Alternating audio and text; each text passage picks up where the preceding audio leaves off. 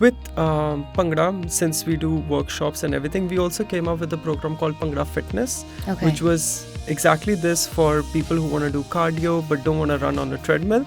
Right. But they could just come to a session for like 40-45 minutes, and we sort of guarantee that you would lose between 500 to 800 calories, depending on how much you push in. Toes and potential. So we tried to kind of all these tests. I retired. I mean, obviously, but thankfully,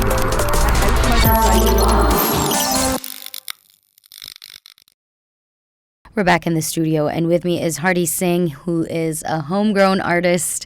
I mean, we were just talking about it. I'm a fellow Dubai kid, by the way, as well. So I'm not going to say born, but I came here when I was 3 weeks old, and I've been raised here. So this is home for me. And I think that's like a nice common ground between us, because it's going to come up here and there during the conversation. Correct, yeah. So how are you in general? I'm doing well. Honestly, this is my first time in Gulf News building. Okay. It feels really good to be here. As being a homegrown artist, I've been reading Gulf News for a while now. We used to play games back in the days and read all those magazines. So sitting on this couch, it makes me feel quite good. Well, that's fantastic. It's lovely to have you in the studio. And honestly, Hardy, today I know you do so much, and we spoke about this before we started rolling, but I want to focus on Bhangra. So I want you to tell me a bit more about that, because it's like you've built a community in the city, and I'm not going to say just city, but like in the country and around the world, which we'll get into during the conversation. But tell me a bit more about Bhangra. What is it? Is it just a dance? Is there like a cultural aspect to it? Where did it originate from? Bhangra is a very folk dance form that comes from India. India has various dance forms. Bhangra comes from the north of India, from a state called Punjab, where I'm from. My parents are from.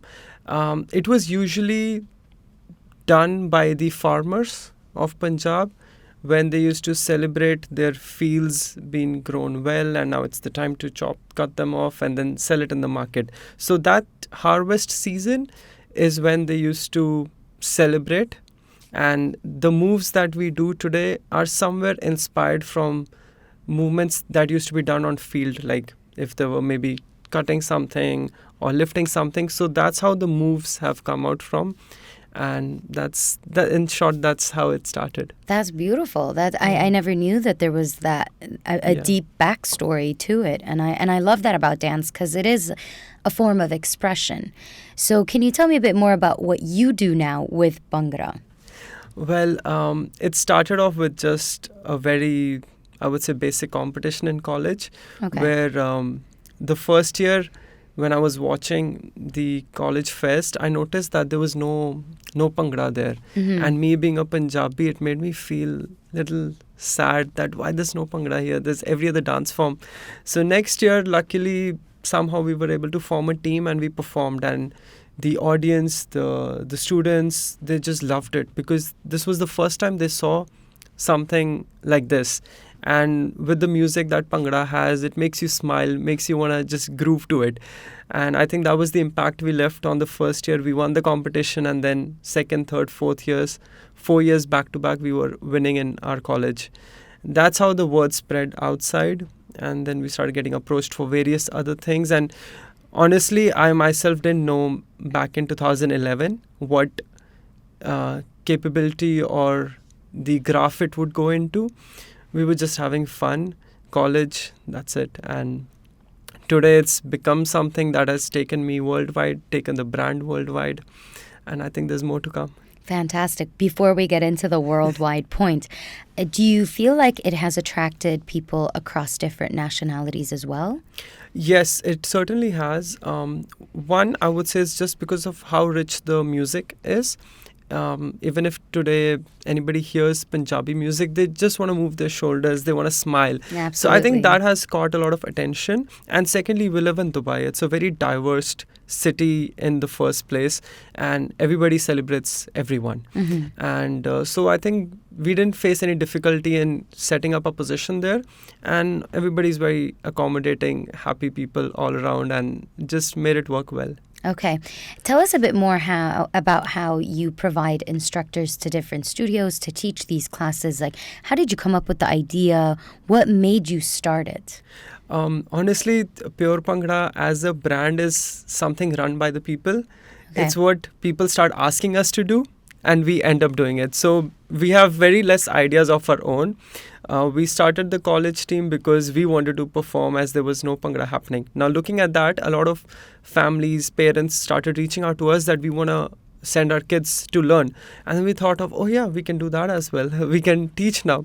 So then we reached out to, first we had a studio in Dubai with who we used to partner and provide our instructor to teach. And then looking at that growth, people from Greens, Sharjah, Al Nada, Silicon, they all started approaching us. So we started providing an instructor there. We wanted to make it convenient to everyone, and we wanted to keep this a passion project more than a business project, where if somebody wants to learn it, we want to make sure we are able to provide them that facility at the most convenience possible. And people of all ages can attend these classes? Yes, all ages, all levels, basic, advanced, intermediate. And then looking at this, we started hosting workshops where people could come for like a couple of hours, have fun, record some videos and go back.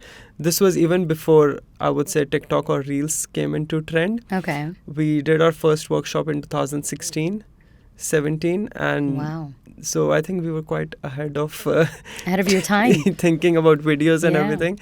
And if I'm not wrong, I think we were the first team to even do a workshop in Dubai.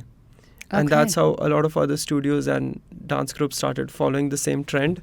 So I'm quite proud of that. Okay, actually, I'm interested to know a bit more about the dance and the form, because you were saying a lot of the movements have to Yeah. do with, the actions that were done on fields. Yeah. So how beneficial is it for a person's health?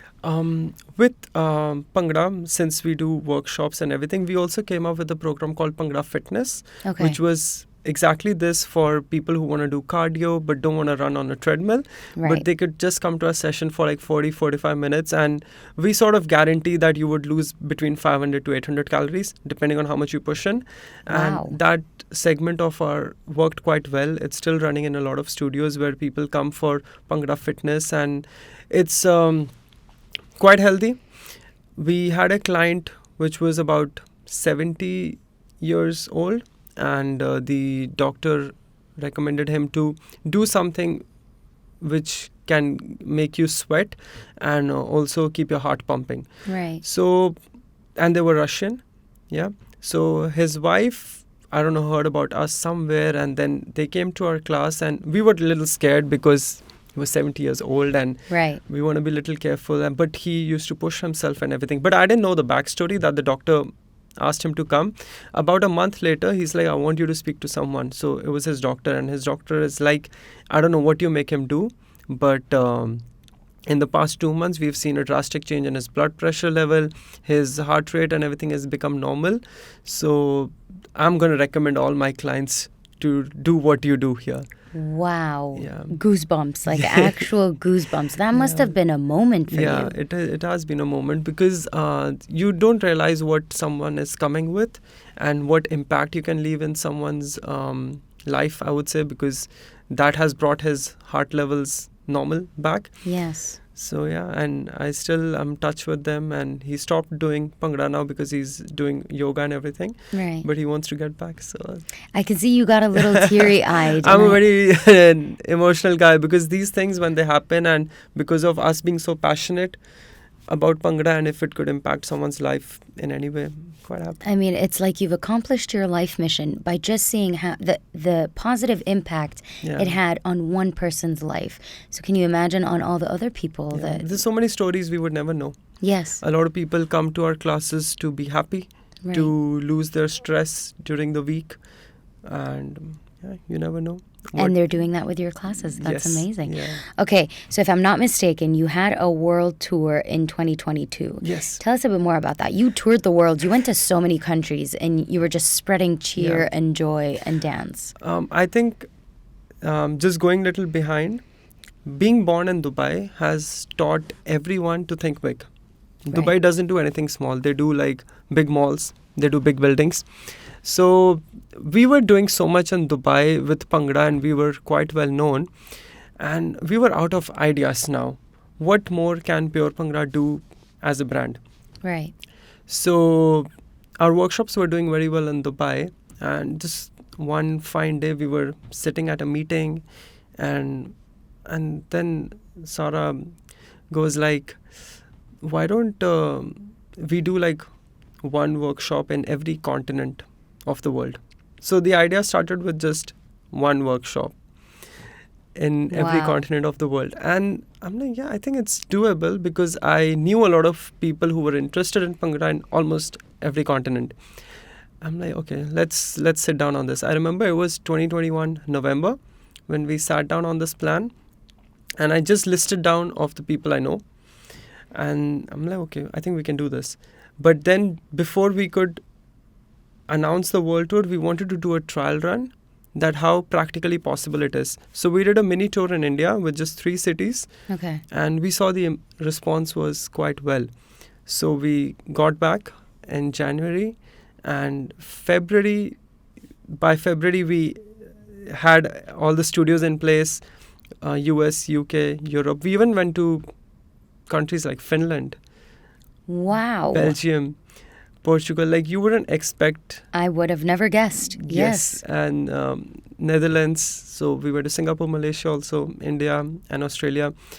And when we announced it, it made a huge wave of Bhangra and studios, workshops. And then in April, we started our tour. It was a domino effect, Yeah. because it was a 6-month-long tour. We went around to 30 countries, about 45 cities, taught more than maybe thousands of students. And what I was more happy about the aftermath of the world tour was that I didn't know that we were making a lot of impact into people's life, that they were learning so much from us online, and we were able to be in a place to teach them physically now. And resulting today in Europe, there are about 5 to 6 teams that have started as a result of our world tour. Oh, wow. So there were no teams in certain countries, but because of how we went there, we taught them, and still today we are mentoring them in a lot of things. Yeah. It is just working amazing, and that's something I'm very proud of.